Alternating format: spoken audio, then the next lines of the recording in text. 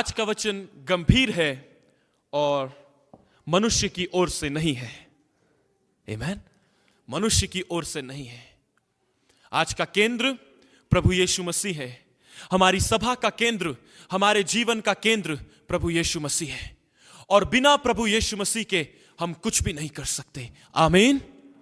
अब जो अगला आधा घंटा होगा, मैं चाहता हूं हम इसको बड़ी गंभीरता से लेंगे और प्रभु के आदर में बड़े अनुशासन के साथ बैठेंगे। आमीन। आए, अपनी आंखों को बंद करें। स्वामी, स्वर्ग और पृथ्वी को बनाने वाले प्रभु, मैं आपका धन्यवाद करता हूं कि आपने ये अनुग्रह आज हमें दिया कि हम आपकी उपस्थिति में आ सकें। अब प्रभु यीशु, आप अपने लोगों से बात करें। आपका दास कंगाल है प्रभु, आपके दास के पास कुछ भी नहीं। अब आप स्वयं अपने लोगों को दें। आप आज जो देना चाहते हैं वो दें प्रभु।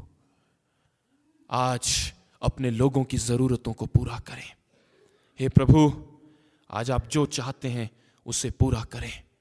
हम आपको धन्यवाद देते हैं। हम आपके नाम को ऊंचा उठाते हैं। हम आपको धन्यवाद देते हैं। प्रभु यीशु मसीह के प्रिय और नम्र नाम से मांगते हैं और प्रभु के लोग कहे।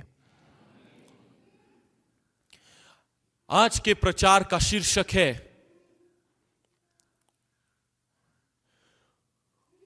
पुराना सब कुछ जा रहा है और नया आ रहा है। आमीन। पुराना मनुष्य तब जा रहा है और नया मनुष्य तब आ रहा है। आमीन। मैं फिर से आपको बोलता हूं, पुराना सब कुछ जा रहा है और जो परमेश्वर ने रखा है वो नई चीजें, वो जो सब कुछ नया है वो आ रहा है। Old has gone and new is coming. Hallelujah, hallelujah. पुराना सब कुछ जा रहा है और नया आ रहा है। मत्ती रचित सुसमाचार उसका 9 अध्याय और उसका 17 पद।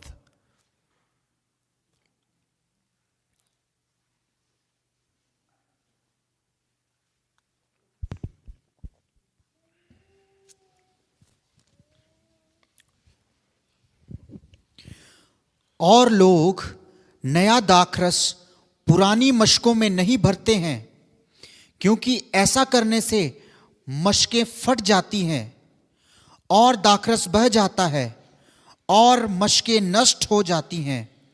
परंतु नया दाखरस नई मशकों में भरते हैं और वे दोनों बचे रहते हैं। आमीन। कहें, नया दाखरस पुरानी मशकों में नहीं रखते। हालेलुया। नया दाखरस पुरानी मशकों के लिए नहीं है। कहें, नया दाखरस पुरानी मशकों के लिए नहीं है। यहां पर प्रभु का आत्मा आज हमसे स्पष्टता से कुछ कहना चाह रहा है। जिसके कान हो वह सुन ले कि प्रभु का आत्मा कलीसिया से क्या कहता है। नया दाखरस पुरानी मशकों में नहीं रखा जाता, अर्थात परमेश्वर का नया कार्य, परमेश्वर का नया चलन, परमेश्वर की नई सामर्थ, परमेश्वर के पवित्र आत्मा का एक नई रीति से उंडेला जाना मनुष्य की पुरानी मानसिकता में नहीं आ सकता। परमेश्वर का नया कार्य आपके पुराने पैटर्न में नहीं हो सकता। परमेश्वर अपने आत्मा को, जो परमेश्वर भविष्य में उन लोगों के साथ करना चाहता है जिनको उसने पवित्र किया है, यानी अपने लिए एक उद्देश्य से अलग किया है, उन लोगों को परमेश्वर तब तक अपनी इच्छा का ज्ञान नहीं देगा जब तक उनकी मशकें पुरानी है। और शास्त्र स्पष्टता से 9 अध्याय के 17 पद में यह व्याख्यान देता है और कहता है, मत्ती कहता है, नया दाखरस पुरानी मशकों में नहीं रखा जाता।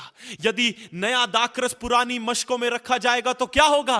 वे फट जाएंगी और दाखरस बह जाएगा।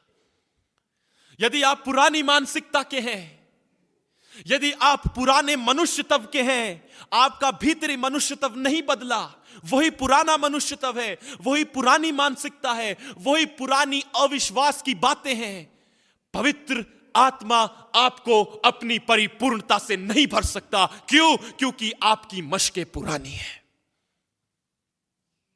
यदि हमें पवित्र आत्मा की परिपूर्णता चाहिए, यदि हमें पवित्र आत्मा का नया कार्य चाहिए, तो यह आवश्यकता है कि हम नई मशकों में नया दाखरस आने दें। आमीन।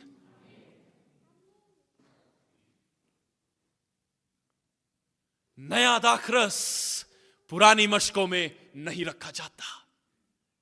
और अब आने वाले समय में जो प्रभु इस पृथ्वी पर और अपनी देह में अर्थात अपनी कलीसिया में जो करने जा रहे हैं, वे लोग उस कार्य को मिस कर देंगे, खो देंगे, जिनकी मानसिकता और भीतरी मनुष्यत्व वही पुराने वाला है।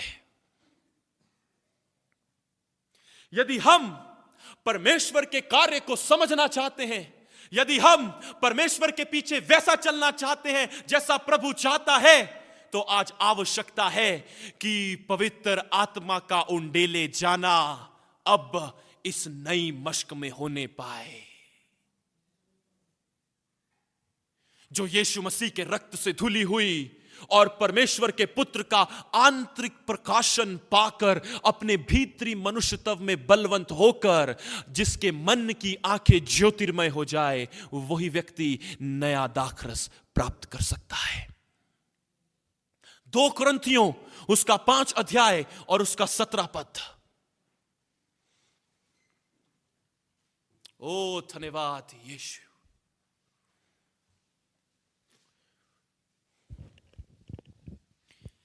इसलिए यदि कोई मसीह में है तो वह नई सृष्टि है, पुरानी बातें बीत गई हैं, देखो सब बातें नई हो गई हैं। आमीन। इसलिए जो अब किस में है, बोलो बोलो, किस में है? मसीह में। किस में है? मसीह में। इसलिए अब जो मसीह में है वह नई सृष्टि है। यीशु मसीह ने कहा, जैसे मैं पिता में हूं और पिता मुझ में, वैसे ही तुम मुझ में रहोगे और मैं तुम में रहूंगा। आज प्रश्न है, क्या हम मसीह में हैं? क्या हम मसीह में हैं? हालेलुया। अब जो मसीह में है, मसीह में होने का अर्थ क्या है? मसीह में होने का अर्थ है, मैं अब जीवित ना रहा, मेरी बुद्धि, मेरा विश्वास नहीं है। प्रभु, जो विश्वास तूने मुझे दिया है, जो अनुग्रह तूने मुझे दिया है, उसके कारण मैं तुझ पर भरोसा और विश्वास कर पा रहा हूं। यह अर्थ है कि मैं मसीह में हूं। यदि मैं परमेश्वर पर भरोसा कर रहा हूं और उसके वचन के अनुसार चल रहा हूं, तो मैं मसीह में हूं। अब जो मसीह में है वह नई सृष्टि है। क्या हमारा आंतरिक जीवन अंदर से नई सृष्टि हुआ है, या मसीह में आने के बाद भी हमारे आचरण वही हैं जो पहले थे, हमारी क्रिया वही है जो पहले थी। इसलिए जो अब मसीह में है वह नई सृष्टि है। क्या हमने मसीह को अपने अंदर इतना आने दिया है कि वो हमारे अंदर हमें नया कर सके, या हमने अपनी पुरानी मश्क रखी है, हमने अपनी पुरानी मानसिकता रखी है इतना ही होगा? नहीं। क्या परमेश्वर के लिए कुछ कठिन है? कुछ भी उसके लिए कठिन नहीं है। वो असंभव को संभव करने वाला परमेश्वर है। और पौलुस प्रेरित, प्रभु के दास आदरणीय पौलुस प्रेरित जी इस बात को कहते हैं और कहते हैं, अब जो मसीह में है वह नई सृष्टि है। क्यों? क्योंकि पुरानी बातें बीत गई और सब कुछ नया हो गया है। हालेलुया। मैं आपसे सच कहना चाहता हूं, यदि आप मसीह में हैं तो अपने अतीत में जीना बंद करें। अपने भूतकाल के अनुभवों को मसीह पर मत थोपे कि ऐसा ही होगा, मुझे पता है, मुझे अनुभव है, ओ मैं इतने साल से प्रभु में हूं। नहीं नहीं नहीं। अब जो मसीह में है वह नई सृष्टि है। देखो, पुरानी बातें बीत गई और सब कुछ नहीं, या जीवन का कोई पहलू नहीं, सब कुछ क्या हो गया है भाइयों बहनों? सब कुछ नया हो गया है। आमीन आमीन। अब जो मसीह यीशु, कहें, अब जो मसीह यीशु में है वह नई सृष्टि है। पुरानी बातें बीत गई, सब कुछ नया हो गया है। जब आप यीशु मसीह पर विश्वास करते हैं और अपने जीवन के हर एक पहलू को प्रभु को सौंप देते हैं और आप उसके रक्त से धुलते हैं अपने आंतरिक संसार में, और परमेश्वर की धार्मिकता आपके नंगेपन को और हमारे पापों को जब ढांक लेती है, उसके बाद हम पुरानी सृष्टि नहीं है, हम पुराना मनुष्य तब हम में जीवित ना हो, अब हम नई सृष्टि है। कहें, मैं मसीह में नई सृष्टि हूं। तो यदि आप मसीह में नई सृष्टि हैं तो अपने पुराने आचरण के अनुसार क्यों जीते हो? अपने पुराने अविश्वास को लेकर क्यों चलते हो? अपनी पुरानी प्रार्थनाहीनता की आदत को अपने जीवन में लेकर क्यों चलते हो? क्या प्रभु ने नहीं कहा कि जो मसीह में है वह नई सृष्टि है? कहे, मैं मसीह में नई सृष्टि हूं। पर क्या यह चीज मेरे आचरण में दिखाई दे रही है? क्या यह चीज मेरी क्रियाओं में दिखाई दे रही है? क्या यह चीज मेरे स्वभाव में दिखाई दे रही है? क्या यह चीज मेरे परिवार में दिखाई दे रही है? यदि ऐसा नहीं हो रहा तो यह बात स्पष्ट है और दिखती है कि अभी तक हमारा पुराना मनुष्यत्व हम में जीवित है। रोमियो उसका 6 अध्याय, उसका 5 पद से 8 पद तक हम पढ़ेंगे।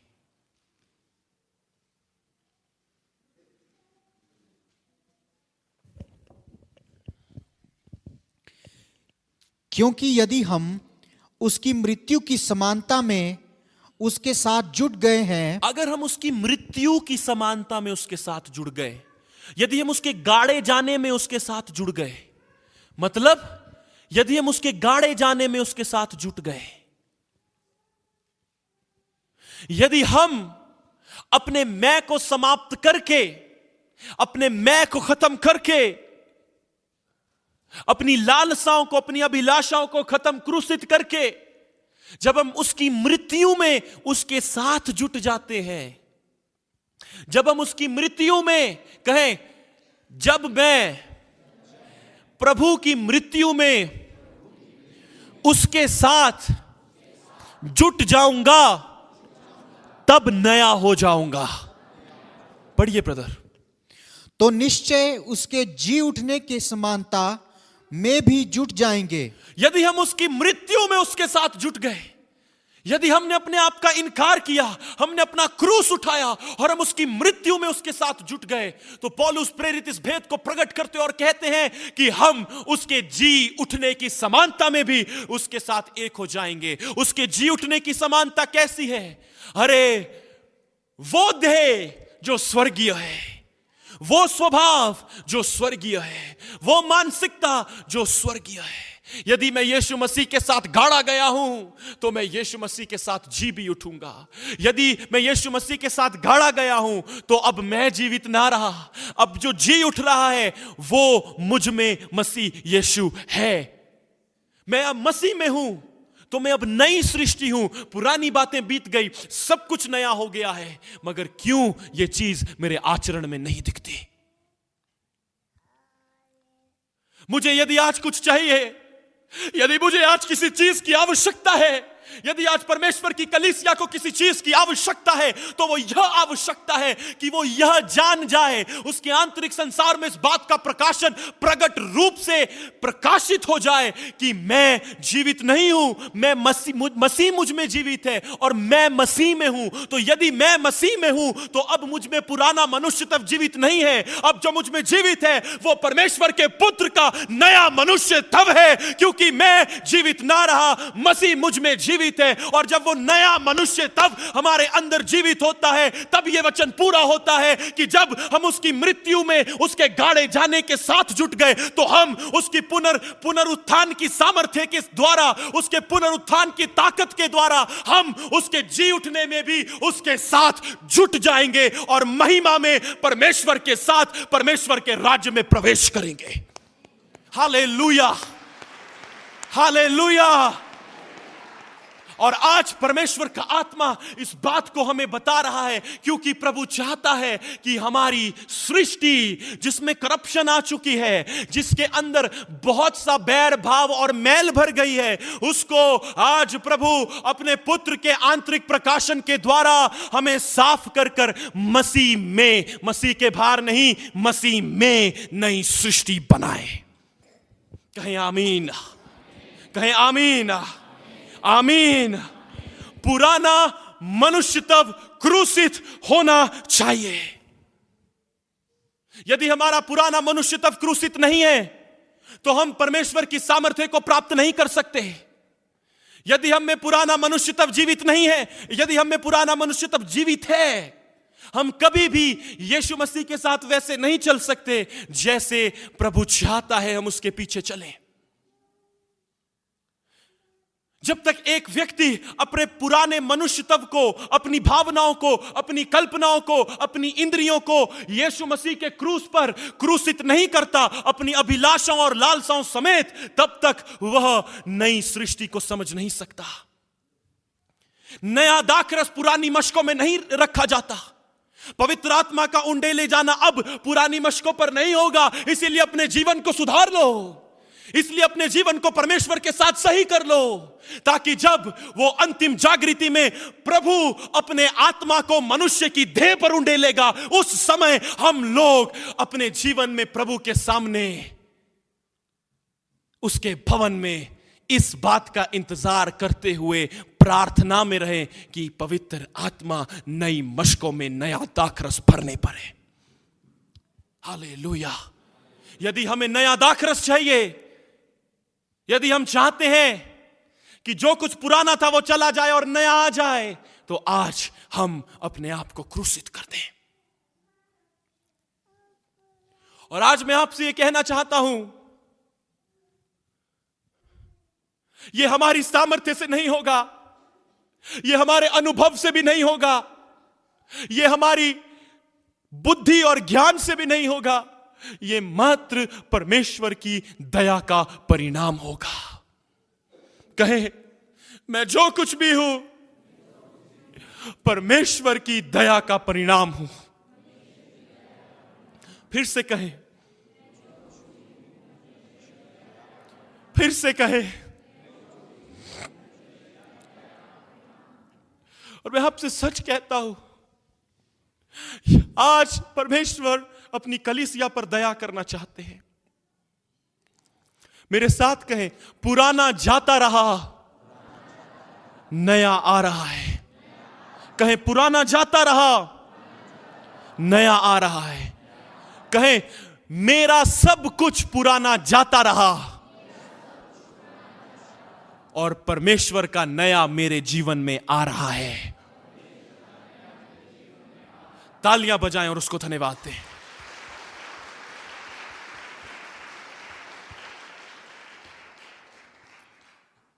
आए हम एक व्यक्ति के जीवन को देखें जिसका नाम अब्राम था। कहें, अब्राम।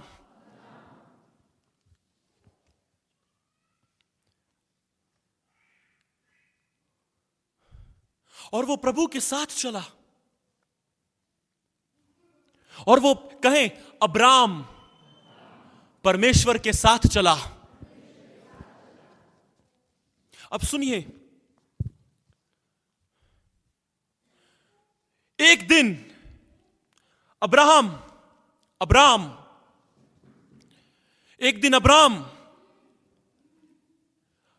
एक पेड़ के नीचे बैठा था।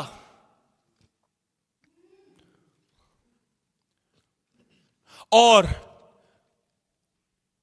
परमेश्वर ने उसे दर्शन दिया। कहें, परमेश्वर ने उसे दर्शन दिया। मगर इस दर्शन से पहले एक बहुत महत्वपूर्ण चीज हुई, बहुत महत्वपूर्ण, जो आज के प्रचार का हृदय है, दिल है, बोलते हैं the centre of the message. ध्यान से सुनिएगा। अब्राम जब 99 वर्ष का हुआ, 17 अध्याय उत्पत्ति, प्रभु वहां पर आए और प्रभु ने उसे दर्शन दिया और कहा, अब्राम, मैं सर्वशक्तिमान ईश्वर हूं, मेरी उपस्थिति में चल और सिद्ध होता जा। पढ़िए ब्रदर। जब अब्राम 99 वर्ष का हो गया, तब यहोवा ने उसको दर्शन देकर कहा, मैं सर्वशक्तिमान ईश्वर हूं, मेरी उपस्थिति में चल और सिद्ध होता जा। कंटिन्यू। मैं तेरे साथ वाचा बांधूंगा और तेरे वंश को अत्यंत ही बढ़ाऊंगा। तब अब्राहम मुंह के बल गिरा और परमेश्वर उससे यों बातें करता गया। और फिर 5 पद पढ़े। और जब अब्राहम ने देखा कि परमेश्वर आ गए हैं, उसने परमेश्वर का दर्शन पाया, वो अपने मुंह पर गिर गया और उसने परमेश्वर की बातें सुनी और परमेश्वर उससे यूं बातें करने लगा। तो जब परमेश्वर अब्राम जब अब्राम से बातें कर रहा था, उसी समय बात करते करते परमेश्वर यहोवा ने एक ऐसी चीज की जो आज हमें अनुग्रह के समय में मिली है, जो आज हमें, ध्यान दीजिए, जो आज हमें अनुग्रह के समय में मिली है। और यह अनुग्रह से ही हो सकता है जो मैं अब आपको बताने जा रहा हूं। यह मनुष्य की सामर्थ्य से नहीं हो सकता, यह केवल और केवल परमेश्वर के अनुग्रह से हो सकता है। परमेश्वर के अनुग्रह से हो सकता है और कोई चीज इसको किसी भी मनुष्य के जीवन में नहीं कर सकती, मात्र परमेश्वर का अनुग्रह। क्या हुआ? अब्राम के पास परमेश्वर आए और उसको दर्शन दिया और उससे बात करने लगे।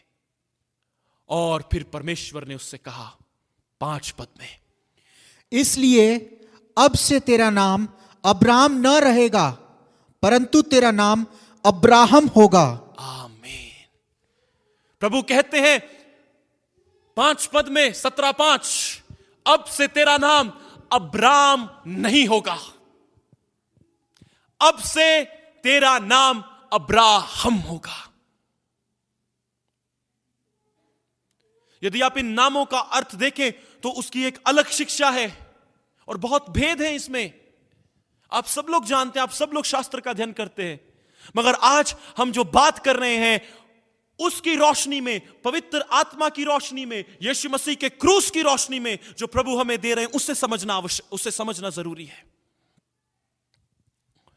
और प्रभु ने उससे कहा, आज से तेरा नाम अब्राम ना होगा, आज से तेरा नाम अब्राहम होगा। मेरे प्रियो, जो कुछ पुराना था, जो कुछ हमारे और आपके जीवन में पुराना था, जो कुछ हमारे अतीत में था, हमारे भूतकाल में था, प्रभु कहते हैं आज से वो तुम्हारा ना होगा। आज से वो तुम्हारा ना होगा। इसलिए अब्राम, आज से तेरा नाम अब्राम ना होगा, अब्राहम होगा, क्योंकि पुराना बीत गया है और नया आ रहा है। पुराना जो कुछ था वो समाप्त हो गया, वो समाप्त हो गया और नया आ रहा है। जो कुछ पुराना था, जो कुछ भी पुराना था, वो सब समाप्त हो गया है। जो कुछ पुराना था वो सब समाप्त हो गया है। मैं आपको उत्साहित करना चाहता हूं, आपकी अतीत की गलतियां, पाप, ठोकरें, प्रभु आज अपनी दया में आकर आपको नई सृष्टि बनाना चाहते हैं, आपकी मानसिकता को बदलना चाहते हैं। जो इतने वर्षों से एक ही है, आज प्रभु बदलना चाहते और कहते हैं आज से तेरा नाम अब्राम ना होगा, अब्राहम होगा। आज से जो कुछ पुराना है वो बीत गया। पुराना मनुष्य तब उसकी मृत्यु में जुट जाए और नया मनुष्य तब जो परमेश्वर के पुत्र का है उसके जी उठने की सामर्थ्य में हमारे अंदर जी उठे। कहें आमीन। और फिर जब जो पुराना था वो बीत गया और जो कुछ नया था वो आ गया। अब अब्राम ना रहा, वो अब्राहम हो गया। परमेश्वर ने उसके नाम को बदल दिया।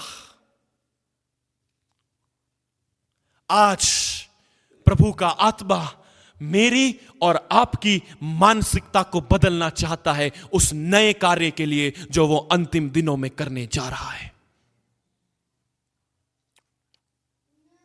और परमेश्वर का आत्मा आज हमसे स्पष्टता से बात करता है। जो कुछ पुराना था भाइयों, जो कुछ पुराना था वो बीत गया। अब तुम मसीह में नई सृष्टि हो। अब से तू अब्राम नहीं, अब्राहम के नाम से जाना जाएगा। जो कुछ पुराना था वो बीत गया। पुराना अब्राम मर गया, नया अब्राहम जी उठा है। पुराना अब्राहम नहीं है।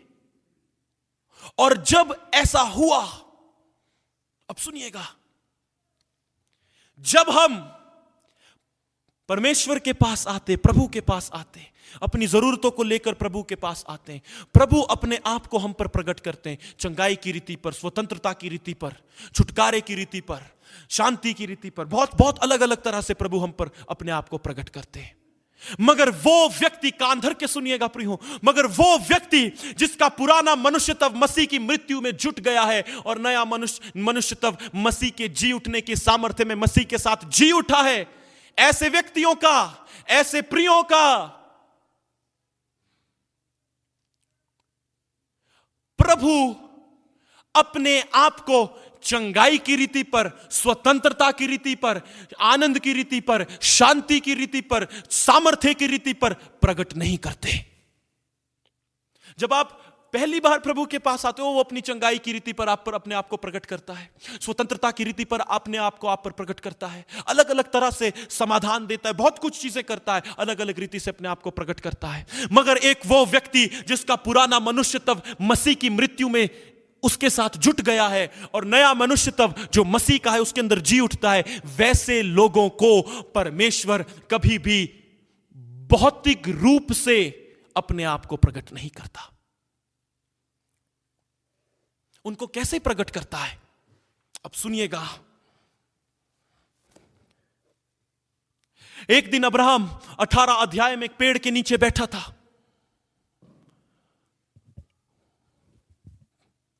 और वो देखता है कि कुछ लोग मेरे पास आ रहे हैं। ब्रदर पढ़ेंगे यदि पढ़ पाएंगे 18 अध्याय उसका पहला पद, पहले से 6 पद तक पढ़िए। अब्राहम मरमे के बांज वृक्षों के बीच कड़ी धूप के समय तंबू के द्वार पर बैठा हुआ था। तब यहोवा ने उसे दर्शन दिया। उसने आंखें उठाकर दृष्टि की तो क्या देखा कि 3 पुरुष उसके सामने खड़े हैं। तब उसने उन्हें देखा, तब वह उनसे भेंट करने के लिए तंबू के द्वार से दौड़ा और भूमि पर गिरकर दंडवत की और कहने लगा, हे प्रभु, यदि मुझ पर तेरी अनुग्रह की दृष्टि है तो मैं विनती करता हूं कि अपने दास के पास से चले न जाना। मैं थोड़ा सा जल लाता हूं और आप अपने पांव धोकर इस वृक्ष के नीचे विश्राम करें। फिर मैं एक टुकड़ा रोटी ले आऊं और उससे आप अपने अपने जीव को तृप्त करें। तब उसके पश्चात आगे बढ़ें, क्योंकि आप अपने दास के पास इसीलिए पधारे हैं। उन्होंने कहा, जैसा तू कहता है वैसा ही कर। तब अब्राहम परंतु तंबू के सारा के पास गया और कहा, 3 सआ मैदा जल्दी से गूंथ और फुलके बना। फिर अब्राहम। आमीन। अब ध्यान दीजिए, अब परमेश्वर ने वो जो कुछ अब्राहम का पुराना था वो खत्म हो गया।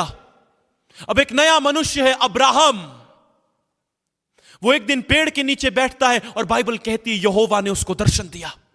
अब कान धर के सुनिएगा मेरे प्रियो।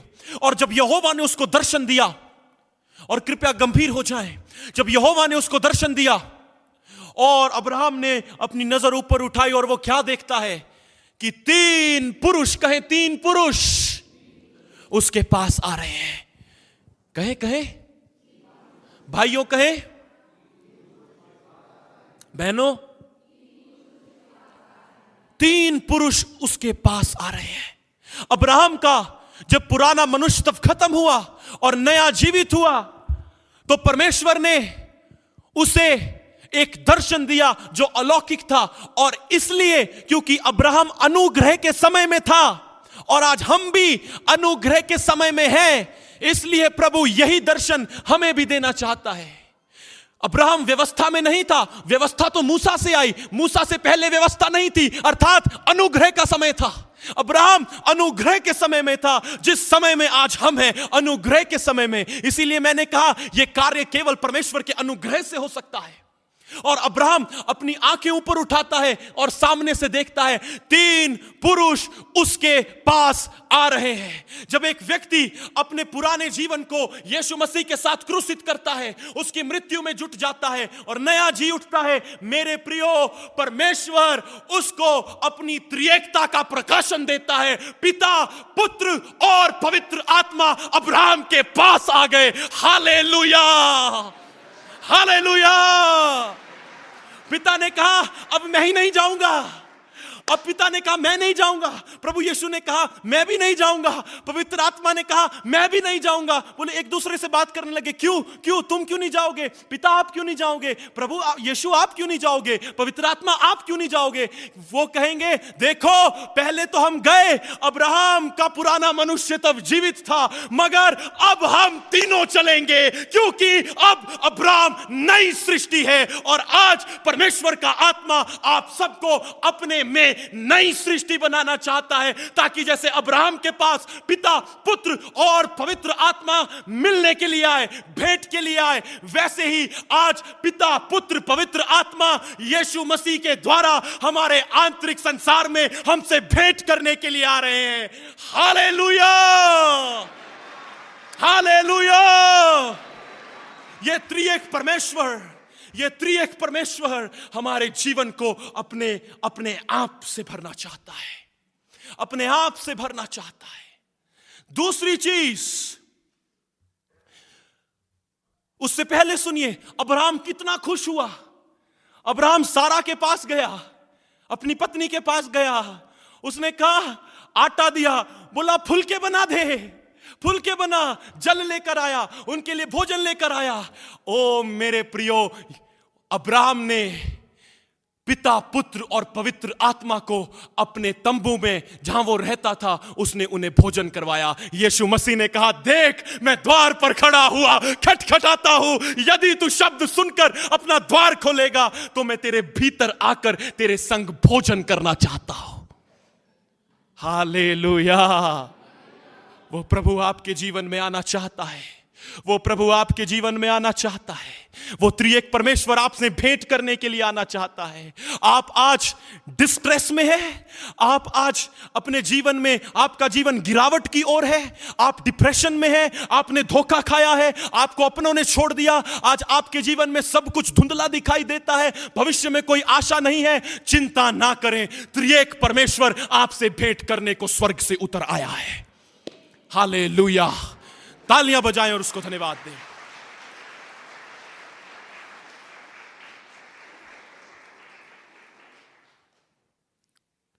ओ धन्यवाद यीशु। और फिर जब त्रिएक परमेश्वर पिता, पुत्र और पवित्र आत्मा अब्राहम से भेंट कर रहे थे, परमेश्वर ने अब्राहम को भविष्य के बारे में बताया कि मैं क्या करने जा रहा हूं। मेरे प्रियो, जब एक व्यक्ति त्रिएक परमेश्वर का प्रकाशन पाता है, प्रभु उसको भविष्य में क्या होना है, भविष्य की बात, उसके जीवन से संबंधित, अपनी कलीसिया से संबंधित खोलना आरंभ करते हैं। हम किसी और दिन इस पर चर्चा करेंगे। प्रभु ने उसे 2 भविष्य की बातें बताई, उसमें से हम एक पर आज मनन करेंगे। परमेश्वर ने उससे कहा, अब सुनिएगा, अब्राहम 99 वर्ष का था इस समय, और प्रभु उससे कह रहे हैं और उसकी पत्नी से कि आने वाले निश्चित समय पर, प्रभु ने उसे एक समय बताया, उस ऋतु में तू एक पुत्र को जन्म देगी। उनके पास बच्चा नहीं था, अब्राहम और सारा के पास बच्चा नहीं था, सारा की कोख बंद थी और अब्राहम 99 वर्ष का था। उनके पास कोई आशा नहीं थी और प्रभु उन्हें भविष्य बता रहे और कहते हैं, अगले समय में एक स्पेसिफिक ऋतु में तू पुत्र को जन्म देगी। सारा हंसने लगी, यह कैसे होगा, मेरा पति 99 वर्ष का है, यह कैसे होगा, हम दोनों बूढ़े हैं, ना मुझ में सामर्थ्य है ना मेरे पति में सामर्थ्य है। उनकी कल्पना आप उनके बारे में सोचिए, आप उनके बारे में सोचिए, उनके पास कोई बच्चा नहीं था, संतान नहीं थी, और प्रभु उसे कहते हैं, अब्राहम मैं तुझे जातियों का पिता बनाऊंगा, तेरा वंश पूरी पृथ्वी पर फैल जाएगा। प्रभु कहां से फैल जाएगा, मेरा तो अपना ही बच्चा नहीं है, मेरी पत्नी की कोख बंद है और मुझ में सामर्थ्य नहीं, मैं 99 वर्ष का हूं, मैं और मेरी पत्नी दोनों बूढ़े हैं। सारा कहती मैं भी बूढ़ी हूं, मेरा पति भी बूढ़ा है, कैसे होगा। अब हमारे पास अब कोई आशा नहीं बची, हमारे पास अब कुछ रास्ता मार्ग नहीं है, ये कैसे होगा, ये कैसे होगा, ये कहां से होगा, ये कैसे संभव है। एक जगह बाइबल कहती है, शास्त्र में लिखा है कि सारा का मासिक धर्म आना बंद हो गया था, उनमें कुछ सामर्थ्य नहीं थी कि वो किसी बच्चे को जन्म दे।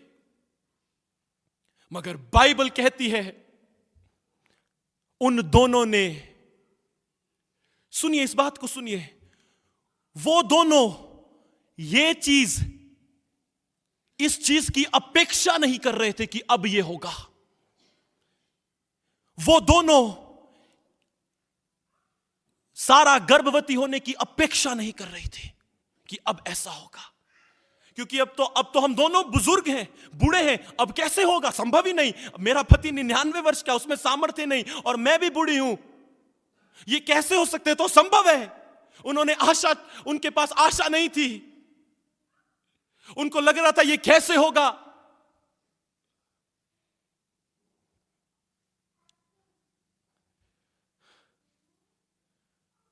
ये कैसे होगा?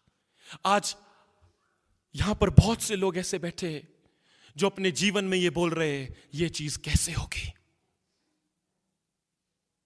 ये चीज कैसे होगी, ये चीज कैसे होगी, ये कार्य कैसे पूरा होगा, मेरे जीवन में ये बात कब होगी, ये कैसे होगा, मैं कब इस संघर्षों से छूटूंगा, मैं कब यहां से निकलूंगा और कुछ नया करूंगा, ये कब होगा, ये कैसे होगा। मैं आपको ये तो नहीं बता सकता कि ये कैसे होगा, मगर मैं आपको ये जरूर बता सकता हूं कि जब परमेश्वर कुछ कहता है वह उसे करता है। यदि परमेश्वर कह रहा है कि वसंत ऋतु में तू गर्भवती होगी, तो तू गर्भवती होगी सारा, तो तू होगी। और बाइबल कहती है, उत्पत्ति 21 अध्याय पहली आयत और दूसरी आयत को पढ़िए ब्रदर। मैं चाहता हूं हम सब ध्यान से इसे सुने, पढ़िए। यहोवा ने जैसा कहा था वैसा ही सारा की सुधि लेके, आमेन। कहें यहोवा ने, भाइयों बहनों कहो, यहोवा ने जैसा कहा था वैसा ही हुआ। हालेलुया। पढ़िए ब्रदर। वैसा ही सारा की सुधि लेके हाँ। उसके साथ अपने वचन के अनुसार किया। कहें उसकी सुधि ली, अर्थात उस पर तरस किया, उसकी सुधि ली, और अब कहें अपने वचन के अनुसार किया। पढ़िए। सारा अब्राहम से गर्भवती हुई। My God, yes. आगे। और उसके बुढ़ापे में उसी नियुक्त समय पर जो परमेश्वर ने उससे ठहराया था एक पुत्र उत्पन्न हुआ। आमीन। उनके पास कोई आशा नहीं थी, दोनों बुजुर्ग थे, और सुनो, वो अपेक्षा भी नहीं कर रहे थे कि अब हमारे साथ कुछ होगा, अपेक्षा भी नहीं कर रहे थे। आज बहुत से लोग हैं जो अपेक्षा नहीं कर रहे कि परमेश्वर उनके जीवन में कार्य करेगा।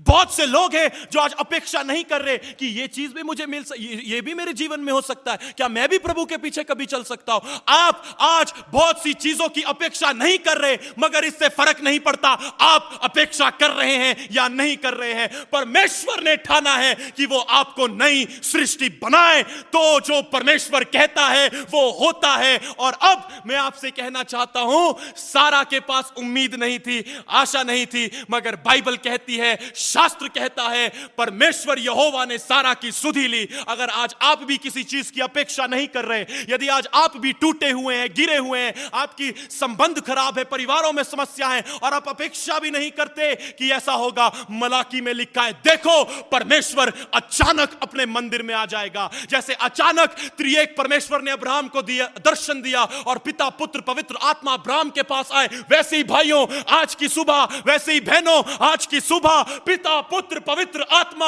अर्थात यीशु मसीह आपके आंतरिक संसार में सामर्थ्य और महिमा के साथ आना चाहते हैं। Hallelujah, hallelujah. ओ रबला सीर अलमसाय रमासुखरियंदर। आज आपकी परिस्थितियां ऐसी है कि अब अपेक्षा करने का कुछ कारण ही नहीं बचा, कुछ आधार ही नहीं है, मगर फिर भी जहां मनुष्य की सामर्थ्य खत्म होती है वहां परमेश्वर कार्य करता है। इसीलिए यह वचन नए नियम में प्रेरित के द्वारा प्रकाशित किया गया, और उसको परमेश्वर से प्राप्त हुआ कि निर्बलता में मेरी सामर्थ्य सिद्ध होती है। हालेलुया। तालियां बजाएं और उसको धन्यवाद दें। ओ मायरा मा, आज आप नहीं सोच रहे कि आपके जीवन में ऐसा होगा, मगर ऐसा होगा। पुराना मनुष्य तब जाएगा, नया मनुष्य तब आएगा। क्यों? क्योंकि प्रभु ने कहा है तो होगा, और जो प्रभु कहता है वो होता है। प्रभु ने कहा है यदि कोई मेरे पीछे आना चाहता है तो वो अपने आप का इनकार करे और अपने क्रूस को उठाए और मेरे पीछे हो ले। आज पवित्र आत्मा आप में से बहुतों को कायल कर रहा है कि आप अपने जीवन को पूर्ण रीति से परमेश्वर की वेदी पर रखकर परमेश्वर को सौंप दे, ताकि परमेश्वर का आत्मा उसे वैसे जिलाए, उसे वैसे जिंदा करे जैसे उसने यीशु मसीह की देह को किया। जब यीशु मसीह गुफा में रखे गए थे, यीशु मसीह की देह पर जितने भी जख्म थे वे सारे पवित्र आत्मा की सामर्थ्य के द्वारा दूर हो गए। केवल कुछ जख्म प्रभु ने रहने दिए ताकि लोग विश्वास करें। और आज मैं आपसे कहना चाहता हूं, आपके जीवन में जितने भी जख्म है, पवित्र आत्मा उन जख्मों को दूर कर रहा है और आपको मसीह में नई सृष्टि बना रहा है। यदि आप विश्वास करते हैं तो हाथों को उठाएं और कहें आमीन, आमीन। तालियां बजाएं और उसको धन्यवाद दें। ओ रामा सीरिया बाबा बाबा। यूहन्ना बपतिस्मा देने वाला तो पानी से बपतिस्मा देता था। तुम्हारे पासवान तुम्हें पानी से बपतिस्मा देते हैं। बपतिस्मा का अर्थ क्या है? मैं मसीह के साथ उसकी मृत्यु में गाड़ा गया, और जब मैं पानी से बाहर आता हूं तो मैं मसीह के साथ जी उठा। और बाइबल कहती है पिता की इच्छा है, अब सुनिएगा, उसने तो हमें पानी से बपतिस्मा दिया, परंतु आज इस कलीसिया में वो है जो पवित्र आत्मा और आग से बपतिस्मा देता है। वो परमेश्वर स्वयं आग की नदी में खड़ा होता है और आपको बुलाता है, और वो आपको पवित्र आत्मा और आग से बपतिस्मा देना चाहता है, ताकि त्रिएक परमेश्वर आपके जीवन में अपनी इच्छा को पूरा करने पाए और आप कह सके कि मैं मसीह के साथ क्रूस पर चढ़ाया गया हूं। अब मैं जीवित ना रहा, मसीह मुझ में जीवित है। Hallelujah, hallelujah, hallelujah. पिछला सब कुछ चला गया, आज प्रभु का आत्मा आप में से हर एक को नया कर रहा है, नया कर रहा है। और आज सुबह 8:30 बजे परमेश्वर ने मुझे दर्शन दिया, और दर्शन में प्रभु ने कहा, देख मैं इस कलीसिया की आत्मिक स्थिति को बदलने पर हूं। एक आत्मिक ऋतु बदलने जा रही है और परमेश्वर अपनी कलीसिया को एक नए सीजन में ले जा रहा है, जो विजिटेशन का, परमेश्वर से भेंट करने का वर्ष होने वाला है यीशु मसीह के नाम से। Hallelujah, hallelujah. और सुनिए, जब सारा इसहाक से गर्भवती हुई, अपने अब्राहम से गर्भवती हुई और इसहाक को जन्म दिया, अपने बेटे को जन्म दिया, वो उससे गर्भवती हुई। एक ऋतु जो परमेश्वर ने बताई थी, उसमें मैं आपसे कहना चाहता हूं, नियुक्त समय पर यदि आप अपनी बुलाहट के योग्य चाल चलें और परमेश्वर की इच्छा को जानने के लिए, परमेश्वर को जानने के लिए अपने जीवन को प्रभु को दे दे। मैं आपसे कहना चाहता हूं, जैसे सारा के अंदर इसहाक था, वैसे ही हमारे अंदर परमेश्वर का पुत्र राज्य करेगा। वो हमारे अंदर चलेगा, वो हमारा परमेश्वर होगा और हम उसकी संतान होंगे। तालियां बजाएं और उसे धन्यवाद दें। ओ हालेलुया, हालेलुया। आज सारा के अंदर इसहाक था, मगर आज पवित्र आत्मा हमें यीशु मसीह से हमारे अंदर भरना चाहता है। Hallelujah, hallelujah, hallelujah.